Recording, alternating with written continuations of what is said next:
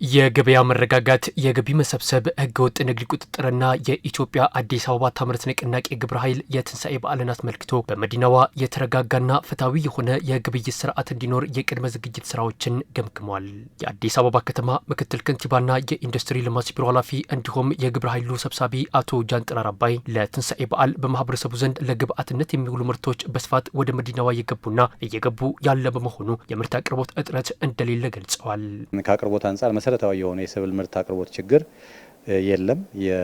ጥሩ ነው ያለው አቅርቦት።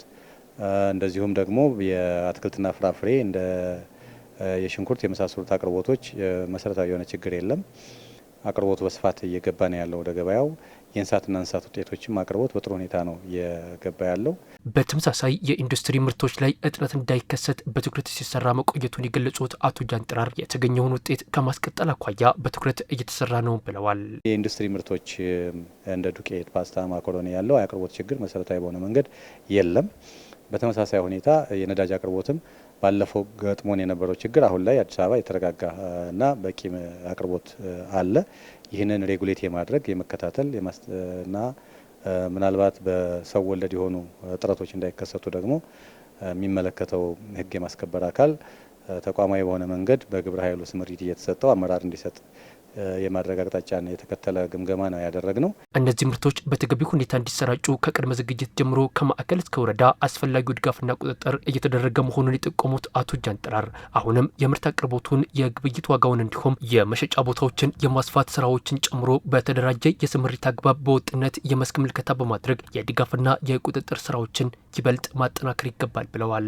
ከእንስሳት ውጤቶችም አኳያ ለበዓል በተለይ የዶሮ የእርድ እንስሳት አቅርቦት፣ የእንቁላል አቅርቦት እንዲኖር ክፍለ ከተሞቹ አተኩረው እንዲሰሩ በተለይ በዚች 5-6 ቀን ውስጥ የአቅርቦት መጠኑን አሁንም በተጨማሪ ማስፋት እንደሚገባ ማህበራትም በነሱ ባሏቸው የስጋ በሚያቀርቡባቸው ሱቆች አካባቢ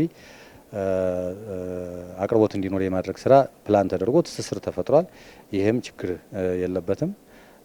በአጠቃላይ ስናይ አጠቃላይ ከገበያ ማረጋጋት አኳያ ያለው ሁኔታ ጥሩ ተስፋ ያለው ባለፈው ኢድን በሰላም እንዳከበር ነው። አሁንም በጥሩ ሁኔታ አቅርቦቱ የተሻለ ስለሆነ ትንሣኤም ህብረተሰቡ በቅርበት ግብይት በመፈጸም ያለምንም ችግር በዓሉን እንዲያከብር በዚሁ አጋጣሚ ጥሪያችንን ማስተላለፍ እንፈልጋለን። ለተጠቃሚው የሚቀርቡ ምርቶች በሁሉም የገበያ አማራጮች እየቀረቡ እንደሚገኙም አቶ ጃንጥራር ተናግረዋል።